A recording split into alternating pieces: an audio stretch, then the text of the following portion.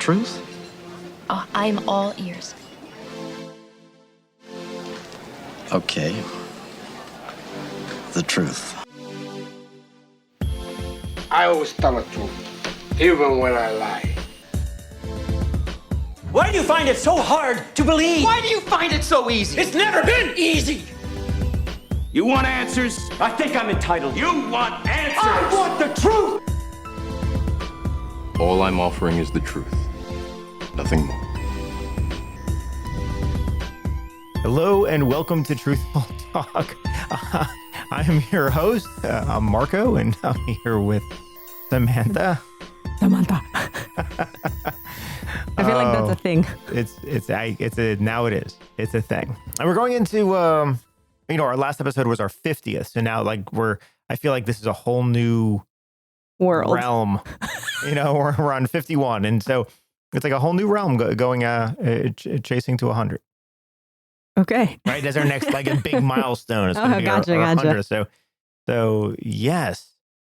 So it's been a couple weeks since we've been on. We did our 50th, and then we decided to take a little bit of time off. And it wasn't really time off. It was time dedicated to the theater to get done what we needed to get done there. We're currently in the run of a play called The Sunset Limited by Cormac McCarthy. It's going really, really well.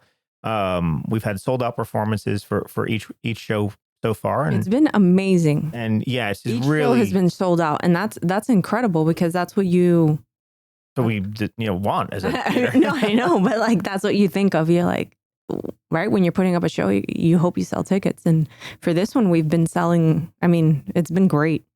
Yeah, it's been amazing, and the reception has been amazing, and it's just been a really good show so far, and it's been a good, what do you want to call it, springboard back into cinematic theater. Yeah. I mean, we kind of did it with Birds in North America. We kind of did semi-cinematic with that, but we really had it with Sunset. So it's been a good run, but we've been dedicating quite a bit of our time there. Yeah.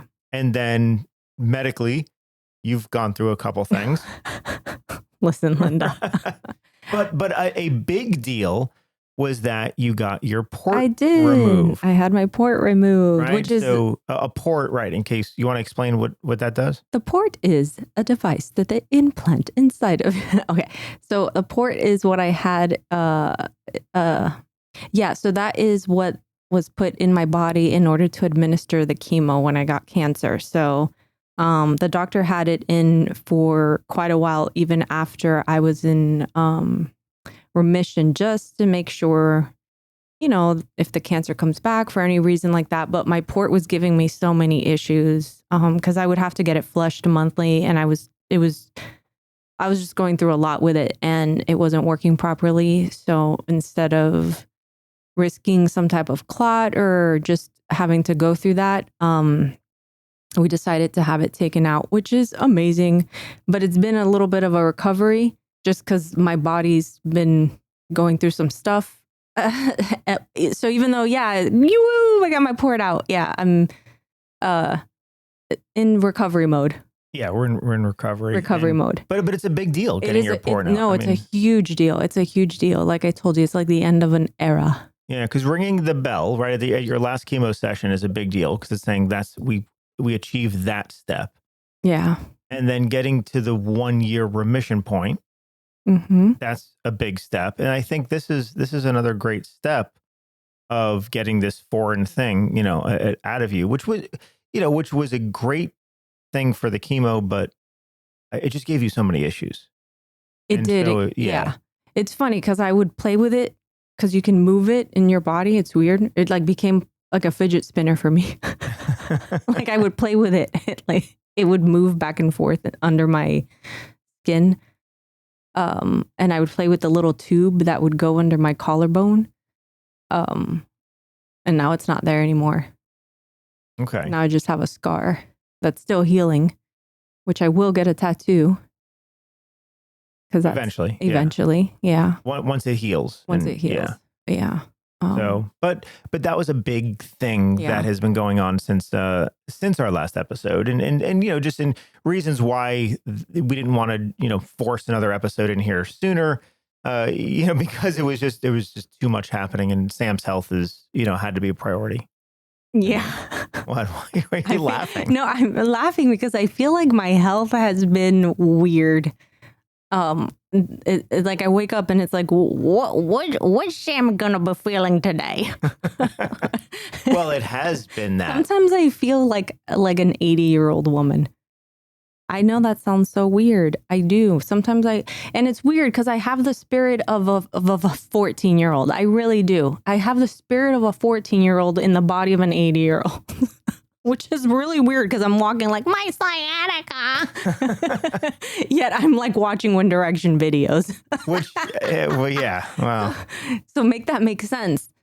but your sciatica has been your most recent. Oh my gosh. I'm like, what's her name? Jennifer Coolidge. Oh my God. I can't do her voice, but you know what I mean? I got that oh my gosh feeling. Yeah, it's bad. I'm like, walking bent over. And that just happened shortly after the surgery. We're recovering from the surgery. I came out of surgery with really bad sciatica. And if anybody knows what that is, you can't walk. It's like an electrocution down your leg that goes from it's right around your lower back, hip area. Yeah. Lower back to your toes. So if you hear me fidgeting a bit, it's because I can't sit, stand, walk. I know. Right now, it's been issues. I'm on a lot of medicine, which has been keeping you away from the theater. Yeah, I haven't been to the past 6 shows or something. Yeah, it's been a while. Yeah, it's okay. It's all good. Yeah, we're good. It's good. It's good. How are you doing? I'm doing okay. You're just married to chaos, aren't you? Well, right now I'm used to chaos, so. Yeah. So it's okay. Yeah, it's all good. Everything is awesome. But it's, with the interesting thing is for this show, we did something that we don't normally do, which is have talkbacks. Oh, yeah. We've had 3 talkbacks so far. And a talkback is where after the show is done, the audience can stay if they want. And, the actors come out and the audience can ask questions about the show and, about all of those things.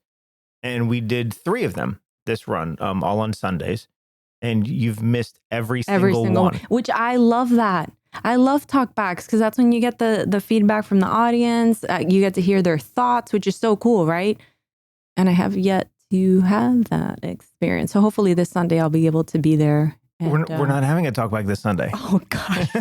Well, then. we had 3 scheduled and we just did all 3 of them. Well, there you go. So, okay, then. Yeah, there's that. This is beautiful. I love it. So, it's real-time stuff. It is what it is. It is what it is. It's okay. But there's tons of questions for you at the talkback, though. Yeah. And so you just played me. I tried, but there's some that I can't answer. And one of them was, how do you find a lot of the stuff on set that's so specific? And where do you get it? Is it just normal thrifting? Is it? What did you say? Goodwill. I said we don't ask Sam where she gets her stuff. Come on.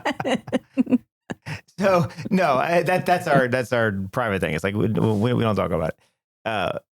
But no, I just said that she's really good. I honestly don't know where she gets the stuff, but she thrifts. And did you tell the story about the desk that they sit on, the dining table?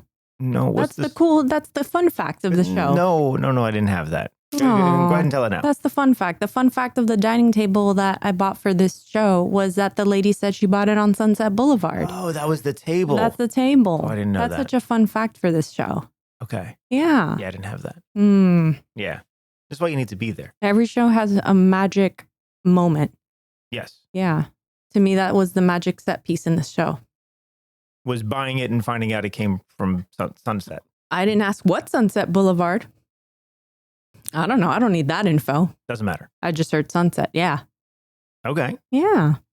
All right. Nice. So now you know. So now we know. So how are you feeling today? Do you see me? Wow. I look like a squirmy For wormy. those who can't see you, how are you feeling today? You know, in what sense? I don't know. Are there multiple senses? Oh, to there this? are multiple senses. Then I don't know. Then There's emotional, there's physical, there's psychological, there's, you know, yeah. mental. Okay. And pick one. I would say I'm on a 6 to a 7 on all of them. Yeah. Yeah. Wow. Okay. Yeah. Mm-hmm. So what do you have to do? Then you're struggling on all fronts. Mm-hmm. Yeah. How do you keep your spirits up? How do you keep focused? How do you I don't know, how do you navigate normal life? I think we keep ourselves really busy. Distraction is a big thing. Not that, I mean, distraction is also a coping mechanism. But I mean, I'm surrounded by people I love all the time, which is amazing. So that's good. I'm with you. So I always feel safe. You're my safe space. And my family, obviously. But music. Is music a big deal? Yeah, I've been listening to a lot of Harry. Okay. Well, and that's different. How? No, I know. But I go through moments. Okay. And when I'm really, I'm going to cry. There's certain songs that mean things to you, or? No, it's just comfort. Okay. So just listening to the music. Yeah.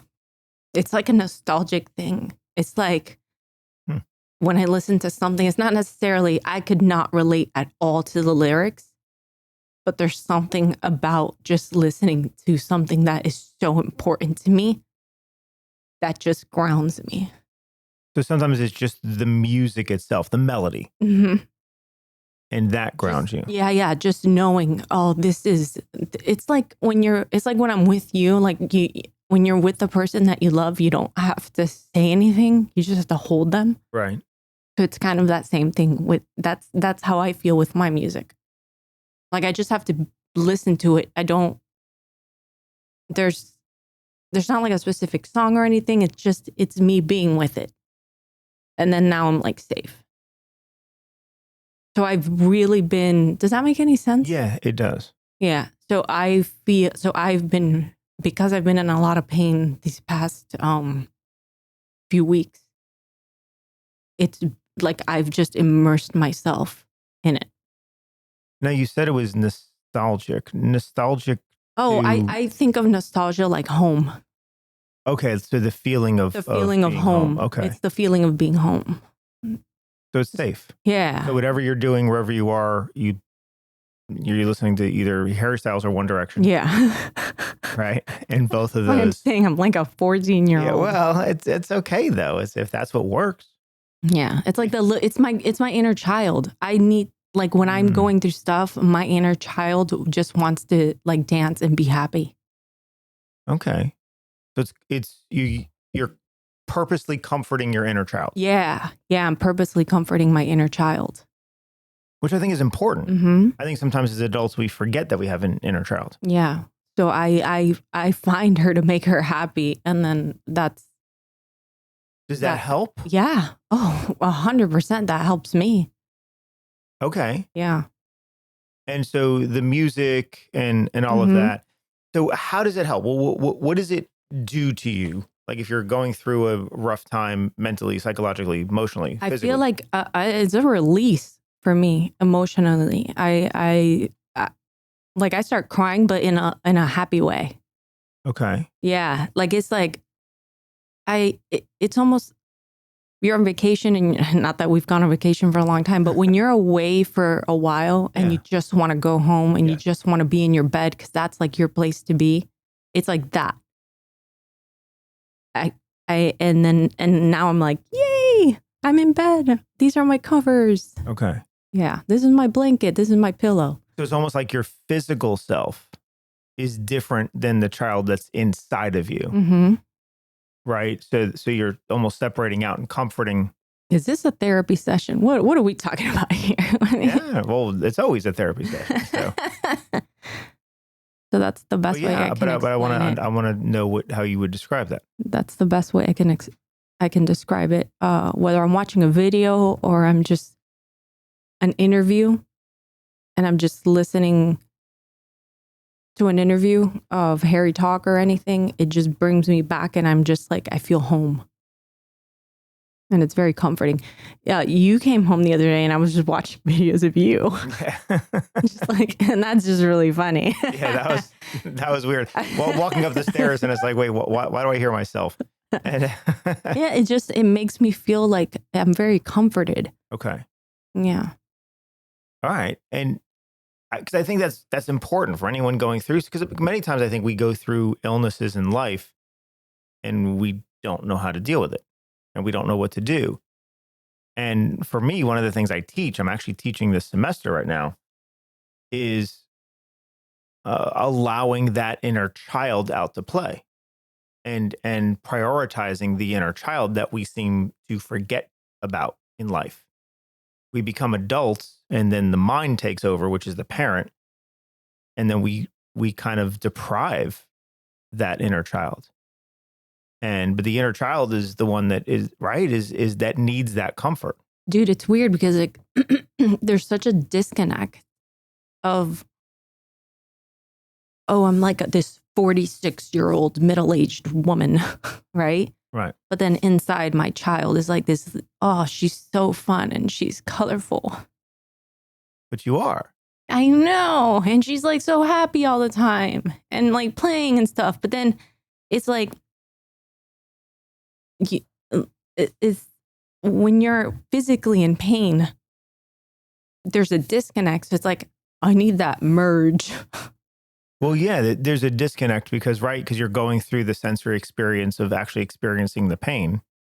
And then your mind is trying to figure out what not to do. Meaning, I can't sit because I have pain. I can't stand because I can't do this because I have pain.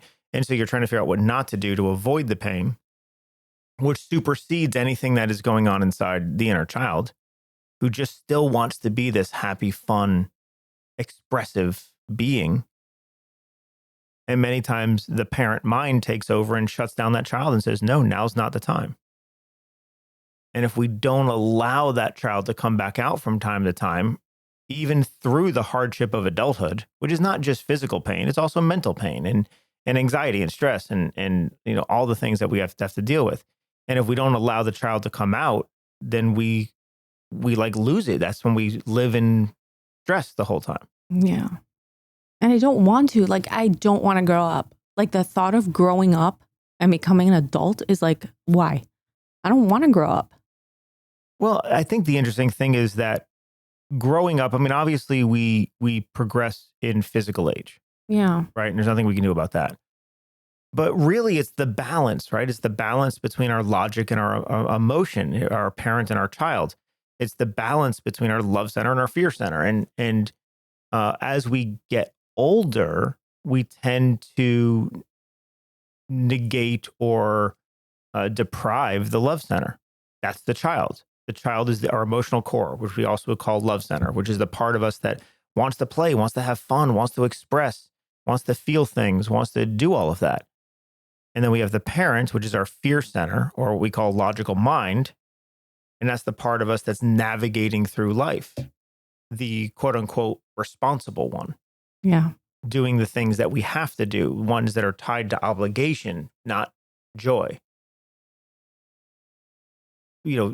Constantly reminding us of the things that we must do instead of the things that we want to do. And so I think it's just part of getting older. I don't think growing up is a bad thing. I think depriving the child is a bad thing. I think that's where we get into trouble. Because this semester, I'm teaching a semester called play. Yeah. And it's called play for that very reason. It's we don't need to stop playing just because we're growing older, up, just right. because logically we have a number assigned to us now. Yeah. That really has no, if we think about it, it's almost weird, right? I mean, if we let go of the logic of it, which is tied to dates and calendars and this construct called time that we made up, if we strip it away from that, then who are we really? But we put a lot of definition in who we are on that number. You even started a 46-year-old, right? And it's like, well, why does that number matter? I know. Because it doesn't define who you are. It defines who we think we are, and it defines how other people see us. Are you young? Are you old? Are you middle-aged? Whatever the hell that means. That number seems to put us in the box of this is only who you're allowed to be. Wait, you're 46-year-old. You shouldn't be listening to One Direction. You're 46-year-old. You shouldn't be playing and dancing and having fun. Or you have responsibilities and you have family and you have illnesses and you have all this stuff that we didn't have to worry about when we were young. And so I know what I try to teach is, but why not? Why does one have anything to do with the other? Why can't we deal with the seriousness of life and also have fun? Which I totally am 100%. Like I've always lived my life like that. But this is the first time in my life where I've dealt with a physical illness where it has now become a disconnect for me, where now I can't get up and dance and do all that stuff because my body can't. But I am inside. I want to so bad. Well, you can't right at this moment. Right. But it doesn't mean you can't ever again. No. I know. I understand that.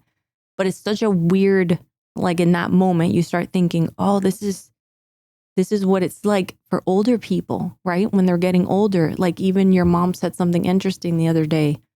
She said, we spend our whole life so busy trying to get things done. Yet once we get old, we have all this time and we don't know where to put it. Like it's almost like you're chasing your whole life. You're chasing to get things done and you're never getting anything done. Right. Because you're constantly stressed doing stuff. And then you get to a point where your body no longer can. Yeah. And now she can't do anything. And that's so sad. Like, well, yeah, it is. Because I think, and there's a mindset we have to have. I don't think it's about getting things done. I think there's an efficiency to life. And I think the efficiency means that, yeah, we have, you have to work, you have to pay bills. There's certain things we need to do just for society in order to exist in any sort of positive way in society. Even with certain things we have to do, and we have to schedule, and we have to be on some sort of schedule, but then we also have to have off time. We can't fill every waking moment with something we think we have to do. For example, I was one of my students asked me last week, just as far as do you think you would ever be caught up, like in your to-do list? I said, listen, I said you could give me a month off, where all I did for a straight month was try to get through my to-do list, and I would still not be caught up. But to me, the name of the game is not getting caught up. Right. To me, the name of the game is because the way we live our lives, I would never be caught up. Because there is no caught up. Well, there's always something else to do. Right. Well, you're constantly trying to create and find different ways and yeah, but there's always something to do. There's always, we're running a school and we're running a theater and I'm at the university and we have 5 kids that we're navigating around. We have mom and then your health and there's always so much going on. There's never, but what I'm saying is it's not that we can't ever get caught up because we won't finish a list. There's always something else the mind will add to the list. Yeah, for sure. So we're never going to get caught up where the logical mind is satisfied. Right. It's never going to be saying, oh, you're 100% there. You have nothing to worry about. And the reason is because the logical mind's job is to worry. So it's always going to find something else to do. Yeah. And so that's why we'll never. So I don't ever spend any of my time trying to get caught up. because I don't believe there is such a thing. I just navigate. Yeah, I have 100 or a couple hundred things on my to-do list, but it doesn't mean I'm going to get them all done. I know I'm not going to get them all done. So I prioritize. I say, what do I need to do today? And I try to make that list something that can be accomplished. Like I don't want to put on my list 10 things when I know I can only do 2, because then I'm going to feel like a failure and I'm going to feel stressed at the end of the day. It's like, oh my God, look at all the stuff I didn't get done. It's like, well, I knew I wasn't going to get it done going into today.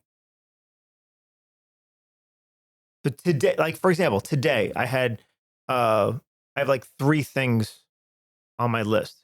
There was a 4th. I had 4 things on my list. I accomplished one right away. This podcast is another one, right? I had to pay some bills. I did that. The only other thing on my list today is teach a class. Like it's scheduled, but it's also on my list. I'm going to get that done. That's all I had on my list for today. And then I have like, what's on it's my possibilities list for the week. It's like, oh, if I get this done today, then I'm going to do this. Dude, but my ADHD brain has, right? I have a physical list with 4 things to do. But do you know how many things there are in between those 4? Like, no, I do, but I think that's the mistake. And I was taught this a long time ago. And I was actually taught this in the corporate world by a dear friend of mine. He showed me that you write down everything. It's like you want to clean the kitchen. I can't find a pen. You write it. What are you talking about? You can't find a pen. You walk around like man, I'm gonna start putting notepads and pens everywhere, because you wake up and you have a pen, you have like your little notebook or whatever, and you write it down. But you write down, because what most people don't do is they don't write down the routine things that they have to do that take up a lot of time. Like if you had to drop the kids off at school, if you had to make dinner, if you had to clean the kitchen, if you had to, take out the trash today, we don't write those down. But those are the things that take up a lot of time. But if you wrote everything down, and then you were able to cross off the things on your list, even the routine ones, you feel better. You immediately feel better about that. Instead of only having some big items on your list, and you don't even get to them because the small items that weren't on your list got in the way. Yeah. And now you get to the end of the day and you feel like, oh, I didn't accomplish anything today, which is not true. Yeah. You did, you just didn't write those down. So from a psychological standpoint, if we write down everything, even the routines, like this podcast is on my list today, and teaching class tonight is on my list today. Those are 2 things I know I'm going to do because they're scheduled, but then I'm also going to be able to cross them off. So I feel accomplished. Yeah. Like, oh, look what I did today. Can we go back to the play thing? I promise I'm listening to you.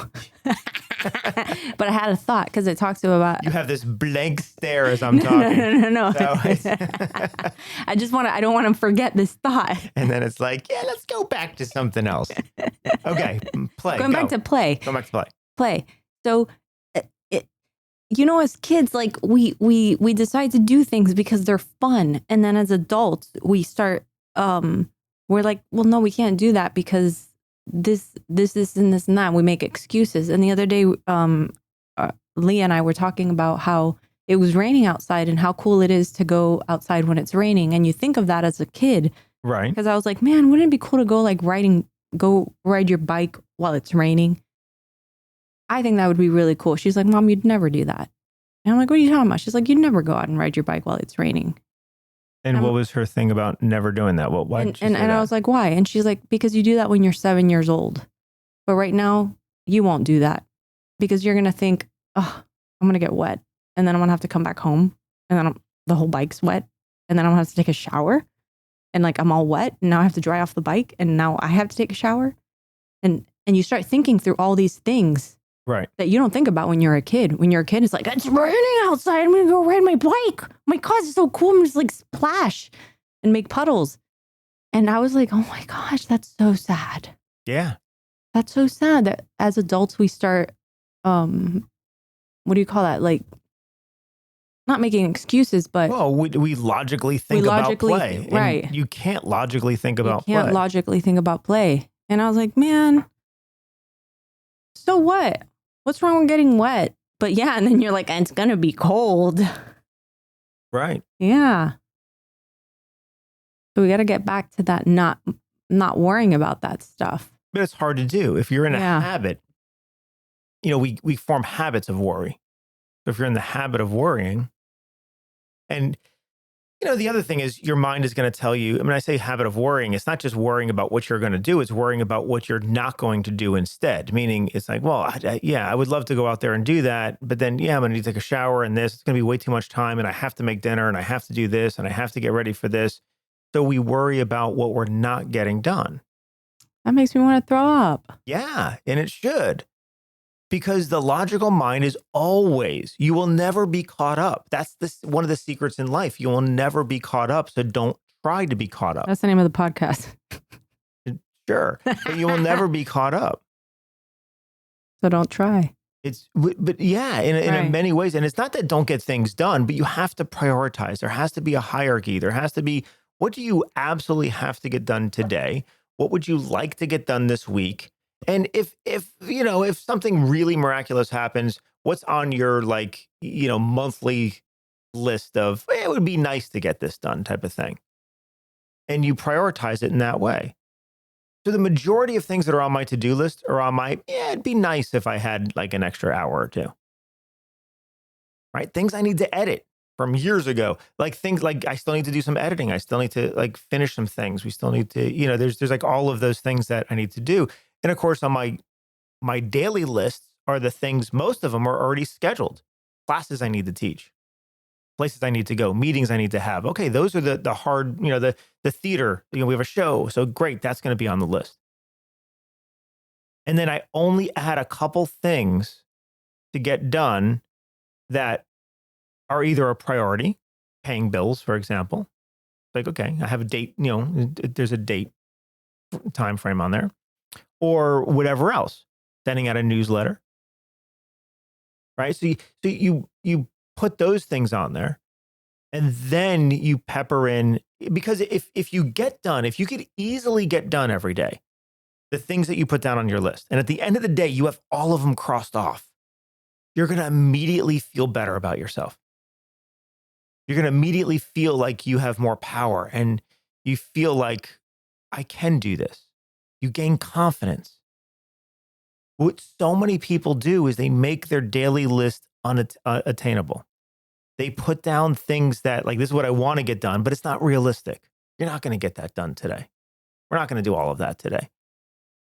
And then even if, you have 9 out of 10 things done, you're still going to feel like you didn't make it. And there's still this inner commentary about how you failed in your journey and your list today. Instead, we have to make our psychology work for us. We have to understand how we work as creatures of habit, and we got to use it for our benefit. We have to put down just the things we know we can get done that day. And then we have another list where it'd be nice to get some of these done, but it's a long term. All of a sudden, not only are we going to get done the things that are on our list because they're a little bit easier to get done and we can do them, but all of a sudden we're going to find we're crossing off the other list too. I just think the purpose of life is to have fun. And I feel like we've lost that. Not we as in you and I, we as in people. I think we take life too serious and everything is so scheduled. But schedule is not bad. No, I'm not saying schedule is bad, but I think there's this lost sense of play while we're scheduling. Because the mind is afraid of play. Right. So you believe it or not, the secret to being able to play is to schedule play. You have to schedule it. That's one of the secrets of it. You have to schedule an hour, 2 hours. It could be an evening. It doesn't matter. But you have to schedule that during this time, this is playtime. And playtime means you can't work. There is no work. There is no logic. There is no, let me send this email. Let me respond to this one thing. Let me just check this. There's none of that. Oh, I forgot I have to move the clothes from the washer to dryer. Nope, not on playtime. Right? Playtime means we're going to just have fun and explore and listen to music and watch some TV or play a board game or video game, even like whatever you want to do, read a book, like play is go out for riding in the rain. But believe it or not, to have that time as an adult, you schedule It's like playtime. recess. It's recess. Recess for adults. Like we need recess for adults. But your mind won't let you play without it being scheduled. Is it because why? Because it doesn't see it as an importance, and there's an anxiety to play because you're not accomplishing anything. The mind is always working off of what needs to get done, right? It's efficient. The logical mind is very structured. You have to be accomplishing things, and it's all survival. It's all survival instinct, but getting things done. Because there's not like an end task. Like there's not an end thing to it. Like when you send an There's email, not any task, right? it sends. But for play, Right. So when we clean, we feel really good because we're getting something done, and it gives us that rush. And so, the endorphins and stuff that we need, it gives us all of that dopamine fix. And so, when we organize, it's like, okay, we're doing, like, they're tasks though. Sending an email, oh, it's done. Like, oh, let me just respond to this text, it's done. Like, those are little tiny fixes. But the problem is the mind can understand those. It doesn't understand play, because play exists in this very free form, or I call it the sea of chaos, but that's what I teach in class. It's because like the logical mind is actually like the island of safety. That's where we're stressed. Funny enough, that's where we're stressed all the time, is on the island of safety. But the way the mind works psychologically is as you're getting things done, and as you're stressed, and as you're doing that, at least you're working towards survival. that's funny because that's when I'm most stressed, is when I'm getting things done. Well, because you're on the island of safety, and it's safety not in the way you want it to be for your child. It's safety for the adult. It's safety for you trying to get things done and avoiding being evicted, avoiding, missing out on something, avoiding, not doing something for the kids, whatever it is, avoiding looking bad to others, whatever it might be. But that's when you're on that island of safety, which is the logical mind. To get out of the logical mind, surrounding the logical mind, surrounding the island, is what I call the sea of chaos. It's the sea of chaos because it's emotional. It's the child. And the pathways are just all mixed up together. There's nothing structured. And so when you jump into the sea of chaos, to the mind, there's a lot of anxiety that goes with it. It's trying to pull you back to the island because it wants to say, okay, wait, before you go there, just return that one phone call. Before you do that, no, just don't forget to send that one email. That's why I was telling you when I was creating the set that one day, and I was there like 12 hours. I didn't care about a goddamn thing. Like I didn't care about my phone. I didn't care about there was class going on. Like you were there. I mean, I didn't care about anything. I was in my happy place. Yeah. And that was awesome. Or like these past couple of days where I've been just sitting listening to music. It's been incredible. Yeah. And then when you start thinking about it, you're like, oh man, I spent 3 hours just watching videos of One Direction. But that's why I could have been doing this. And it's like, well, I couldn't have because physically I couldn't have. But then, your mind starts saying, oh, you wasted time. Right. Which is why it needs to be scheduled. Because if it's scheduled, your mind will know that at a certain point play will begin, and at a certain point it will end. And it's only for that period of time, like recess. We're going to let the child out. It's from here to here, but at that ending point, we can pick up everything else. And then it won't feel like you're wasting time. Right. Because we're not just, and that's where we struggle. Right. We struggle. Okay. I say this as she immediately goes to her phone. Well, I just got a call from our kid. Okay. I'm just letting her know. Okay. It's from one of our kids that's yes. trying to. All right. Yes. There we go. Okay. Okay. totally understand what you're No, saying. like if you go, no wonder if you're not scheduled to play and all of a sudden you just spend time, going in and just doing things and just having fun, which is great. But the mind you're going to feel very guilty about it. Right. Is everything okay? Yeah, we're all good. It's all good? Yeah. Everything's Seems to awesome. be like a lot of writing in No, it's okay. It's all good. Okay. And I know this is part of it, right? See? The constant interruption, and I say interruptions. Well, it's we don't tell our kids not to text us ever. So it's one of those things where it's like, yeah, when they need something, we have to adjust, and that needs. This is the cost of you and I being together. We've talked about that, right? The hell does that mean? No, like that was very ominous. no. The hell? Like you and I being together means this is our life. It doesn't matter. If you were on your own, it would be the same thing. What the hell are you talking about? Yeah. This is life. This isn't just our life. This is life. Everybody's life. Yes. Yeah. Mm-hmm. Everyone's dealing with their own set of whatever it is. Right. Right. Nobody's caught up. Nobody's where they think they need to be. It's and everybody has their different coping mechanisms too. Everybody has their own shit they're dealing with. Even the monks in the mountains of Tibet are searching for something. Dude, they have to be. But that's what I'm saying. It's like that's the human existence. Mm-hmm. We're always after something. But my point, coming back, which I need you to get, which is funny because this is like I'm actually giving you this gem here, is that if you try to play and it's not scheduled, it's not that you can't, but you will feel guilty about it later. You'll feel guilty about the wasted time. And then that way, then we try to insert play where it doesn't need to be. We're constantly driven to our phones. Well, most of the time on our phones, I mean, you can say half the time is work and half the time is play. Scrolling TikTok or Instagrams is not work. Yeah. Right? Posting, fine. That's good. That's work. That's what we're trying to do. But then you get caught up for the next hour or two, scrolling, doom scrolling.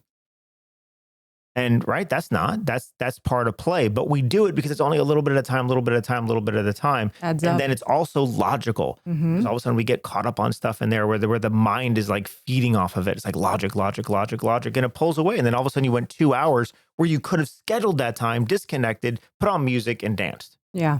Or went out in the rain, took a walk or a ride or whatever.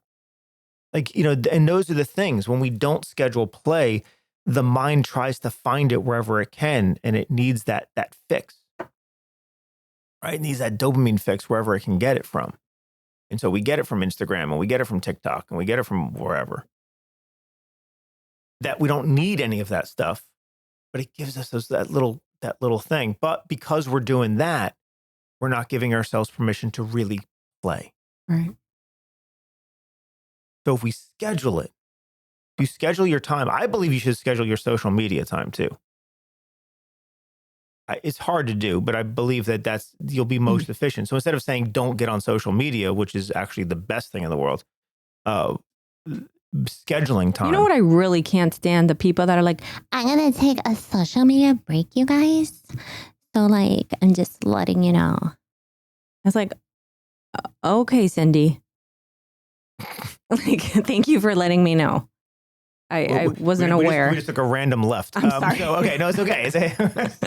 All of a sudden, we just like turn right here, and we turned really quick, and we're going in a different direction now. But are you saying just take the break, don't announce it? Just take the break. Yeah, it's fine. You don't need to announce you're taking a break. Just take the break. Yeah. I don't think anybody was gonna ask. Right. And if they're gonna ask, they're gonna text. Reach out to you in text. They're gonna text you. They're not gonna post on your wall. Right. They're gonna text you. Right. Sorry. Okay. Sometimes I can be petty. Sometimes. Okay. Good. This is why we balance each other's out. No, it's good to know. People. Sometimes I wonder why he's with me, and I say that because we're such polar opposites.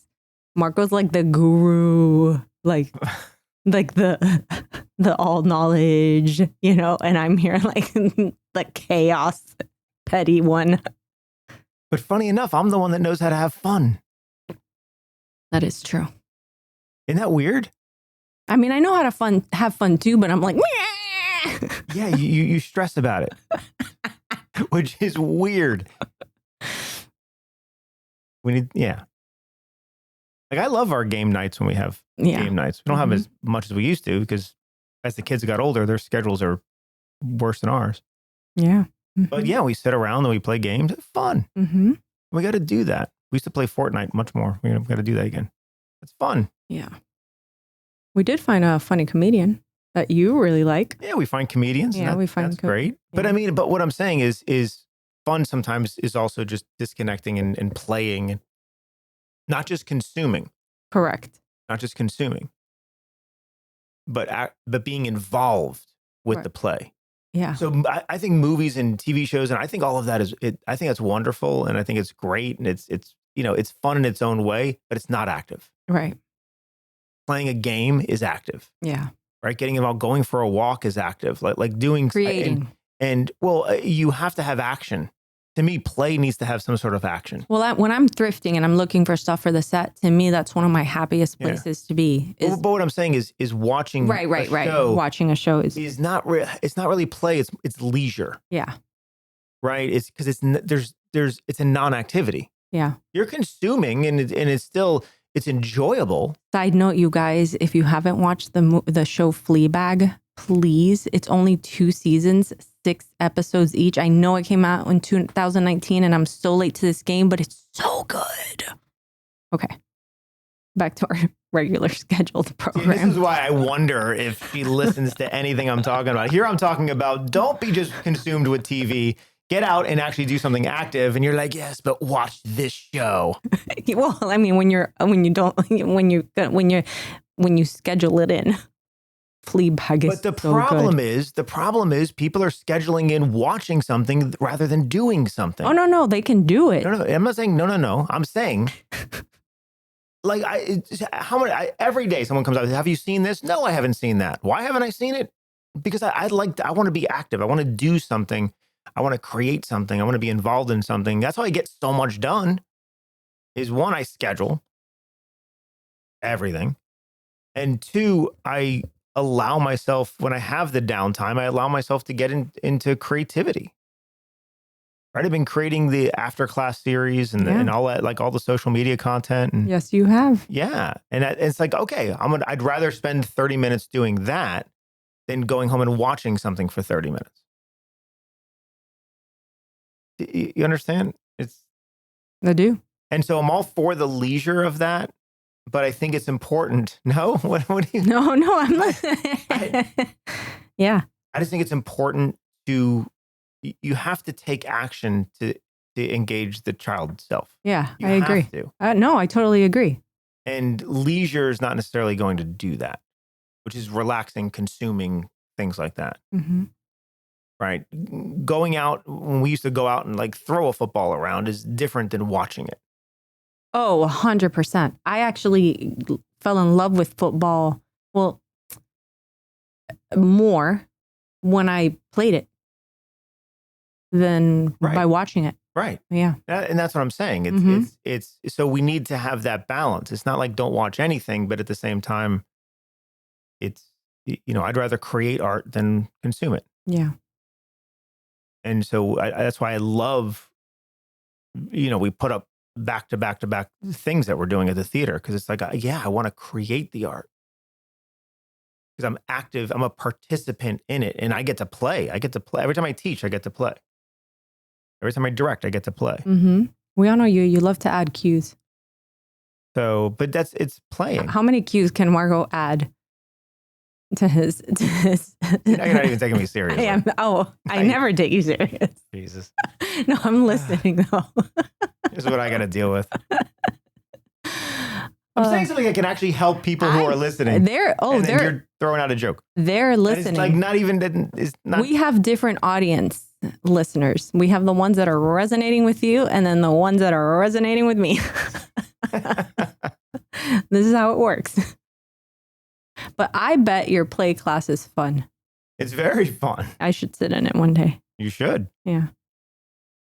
But you have to sit. Like leave the house and You have to do something non-productive. I'm always productive. That's my point. That's my point. Thank you. That's my point. I want to be non-productive. You got to schedule it. Yeah. Yeah. Yeah. That's my point. You're always productive, meaning you are in stress mode constantly. But I'm having a good time. Sometimes. I think so. You have a good time in the creative things. You have a good time at the theater. Mm-hmm. You have a good time when you're listening to your music and you're creative, or but Who wants to think about what we have to eat every day? Nobody wants to think about that. It's a constant thought every day. Nobody wants to think about what do I have to eat every day. And this is something we have to think about every day. okay. That's the stuff I stress about. See, that's not anything You don't stress good. about that because you don't have to worry about it. You just grab a banana and go. Yeah, Right. because it's simple, right? When But what I'm saying, but you can do. I hate bananas. Well, then that's not my fault. That sounds like a you problem. This is great. This is wonderful. Okay. I think this is a good point to stop too. I love talking to you. Aw, I love talking to you too. We banter like this all the time. It's fun. This, I guess, is our fun. I wonder if we sound like an old married couple. Oh, I'm sure. Do you think so? Yeah, we sound like something. Can we get some feedback, you guys? What do we sound like? What's our vibe? I want to know what our vibe is. All right, we're Gen Z in that one with vibes. Well, I'm younger than you. Okay. Listen, you're an Xer like I am. I don't want to hear it. I'm an Xer, like right on the cusp of millennial. All right. Yeah. I'm still an Xer though. You are an Xer. Yeah. Yes. Yeah. I'm a survivor. Okay. All right. Well, this is where we'll end today. Sounds good. All right. So thank you all for tuning in. Hopefully you got something out of that today. I think they got a lot of it. Okay. I think so. All right. Well, hopefully Sam's right and that you got something out of it today. If not, just even having a good time just listening to us banter in our daily lives. So, but we'll be back. We'll be back again, hopefully next week with another episode. And until then, remember to treat people with kindness and reward yourself for the risks that you take. All right, everyone. Bye now. Bye.